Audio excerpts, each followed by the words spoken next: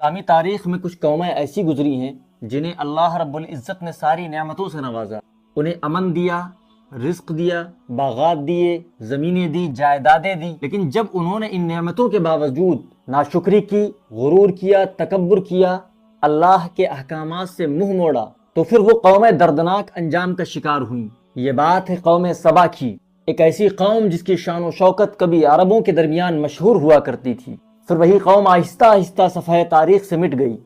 قوم سبا یہ یمن کے علاقے میں آباد ایک قوم تھی، اور یہ علاقہ بڑا ہی زرخیز مانا جاتا تھا۔ دو پہاڑوں کے درمیان اللہ نے خوب پانی کے چشمے جاری کیے ہوئے تھے، نہریں بہتی تھیں، دریا آتے تھے، اور ان کے بادشاہوں نے ان پہاڑوں کے درمیان ایک عظیم دیوار بنائی، جس دیوار کو بعد میں سد معارب کہا جانے لگا۔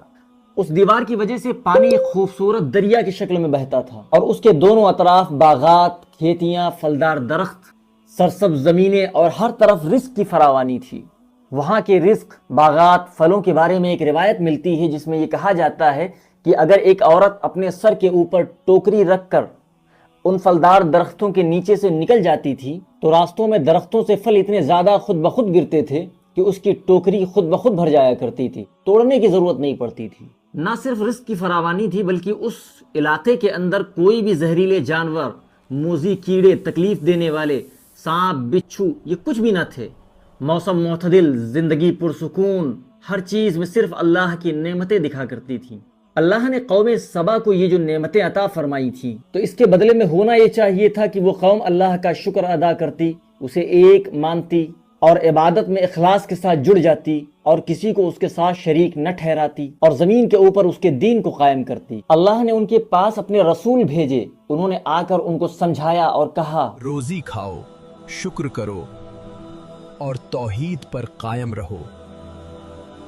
کچھ وقت تک لوگوں نے باتیں سنی، اللہ کے عبادات میں مصروف ہوئے اور امن کے ساتھ زندگی گزاری، لیکن پھر اس کے بعد ان نعمتوں نے انہیں غافل کر دیا۔ وقت گزرتا گیا اور قوم سبا کے حالات بگڑتے گئے، وہ لوگ اللہ کی وحدانیت کو بھول گئے، اللہ کے ناشکرے ہو گئے، غرور کیا، تکبر کیا، گھمنڈ کیا۔ ہم سے زیادہ طاقتور اس دنیا میں کوئی نہیں۔ اللہ کے رسولوں کی باتوں کو نظر انداز کر دیا، ان کے دلوں میں شیطان نے بدعت اور گمراہی ڈال دی، تنگ نظری آئی، اور وہ قوم سورج کی عبادت کرنے لگی۔ روایات میں آتا ہے کہ قوم سبا کی رانی ملکہ سبا، جس کا نام بلقیس تھا، وہ بھی انہی میں سے تھی جو سورج کی عبادت کرتی تھی۔ رعایا میں سورج پرستی بالکل عام ہو چکی تھی، وہ سمجھتے تھے کہ رزق، خوشی، غم، ساری چیزیں یہ سورج کی طرف سے ہیں۔ یہ گمراہی اللہ رب العزت کو پسند نہیں آئی، اور آخرکار وہ دن آیا جب اس ناشکری کی سزا اس قوم کو ملی۔ وہ دیوار جس کا میں نے ذکر کیا تھا کہ بادشاہوں نے بنایا تھا، جسے سد معارب کہا جاتا تھا، وہ دیوار اندر سے کمزور ہو گئی۔ روایات کے اندر آتا ہے کہ چوہوں نے اندر سے اسے کھوکھلا کر دیا۔ اور پھر ایک دن بارش کا موسم آیا اور پہاڑوں سے پانی بھر آیا، دریا، نالے، چشمے سارے کے سارے یکجا ہو گئے، اور وہ دیوار سد معارب ٹوٹ گئی اور ایک زوردار سیلاب آیا۔ اور اس کے بعد کیا ہونا تھا؟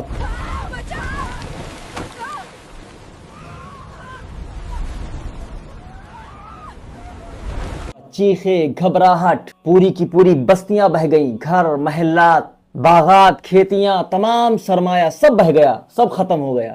جو زمین کبھی پھلوں سے بھری رہتی تھی آج وہ وجڑ گئی، ویران ہو گئی۔ پھلدار درخت ختم ہو گئے، صرف بیکار بدمزہ جھاڑیاں رہ گئیں۔ ان کی خوبصورت وادیاں، پرسکون زندگی، امن، چین، سکون، ساری چیزیں ختم ہو گئیں۔ سد معارب ٹوٹنے کے بعد قوم سبا کے لوگوں کی معیشت، زراعت، ساری چیزیں ختم ہو گئیں۔ جب رزق ختم ہو گیا تو لوگ اپنے وطن کو چھوڑنے کے اوپر مجبور ہو گئے۔ یہ قوم سبا کی جو ہجرت ہوئی، یہ کسی ایک سمت یا کسی ایک علاقے میں نہیں ہوئی، بلکہ پورے جزیرے عرب کے اندر پھیل گئی، الگ الگ علاقوں کے اندر لوگ گئے۔ قوم سبا کی سب سے بڑی شاخ جو تھی وہ ازد تھی۔ تباہی کے بعد یہی قبیلے مختلف علاقوں میں تقسیم ہو گئے۔ قبیلے ازد کا ایک گروہ شمال کی طرف گیا اور ایک چشمے کے قریب جا کر آباد ہو گئے، انہی کا نام بعد میں غسانی پڑا۔ ان لوگوں نے رومی سلطنت کے ساتھ ہاتھ ملایا اور ملک شام یعنی سیریا کے اندر ایک مضبوط ریاست قائم کی۔ قبیلے ازد کا دوسرا گروہ جس کا نام لخم تھا، یہ مشرق کی طرف اس نے ہجرت کی اور یہ ہیرا میں جا کر آباد ہوئے۔ انہوں نے وہاں پہنچ کر ایرانی سلطنت کے یہ حلیف بن گئے، ان کے ساتھی بن گئے، اور وہاں کے اوپر اپنا اثر و رسوخ قائم کیا۔ قبیلے ازد کا ایک خاندان جو مدینے کے اندر پہنچا اور جس کا نام اوس و خزرج رکھا گیا۔ تاریخ عرب کے اندر، تاریخ اسلام کے اندر یہ قبیلہ بہت مشہور ہوا، کیونکہ یہی وہ قبائل تھے جو بعد میں نبی کونین صلی اللہ علیہ وسلم کی انہوں نے مدد کی اور انصار کہلائے۔ اور قبیلے ازد کی ایک شاخ تھی خزاعہ، یہ مکے کے اندر آباد ہوئی اور انہوں نے کعبے کی دیکھ بھال سنبھالی۔ مکے کی سیاست کے اندر ان کا اثر دیر تک قائم رہا۔ قبیلے ازد کا ایک گروہ عمان چلا گیا اور وہاں جانے کے بعد انہوں نے سمندر کے اوپر راج کیا۔ اگر دیکھا جائے تو قوم سبا کی جو ہجرت ہوئی، وہ ہجرت صرف تباہی نہیں بلکہ نئی عرب دنیا کی تشکیل بھی تھی۔ اگر قوم سبا کبھی منتشر نہ ہوتی، اپنے وطن کو نہ چھوڑتی، ہجرت نہ کرتی، تو مدینے کے اندر انصار نہ ہوتے، تو اسلام کی تاریخ بھی مختلف ہوتی۔ قدرت نے تباہی کو ایک نئی تاریخ میں بدل دیا۔ یہ تھی قوم سبا کی تاریخ، جنہیں اللہ نے نعمتوں سے نوازا لیکن انہوں نے ناشکری کی، تو ان کا انجام کیا ہوا۔ اگر آپ کو یہ پسند آئی ہو ویڈیو تو لائک کریں، شیئر کریں، ہمارے چینل کو سبسکرائب کریں۔ ملتے ہیں اگلی ویڈیو میں، تب تک کے لیے اللہ حافظ۔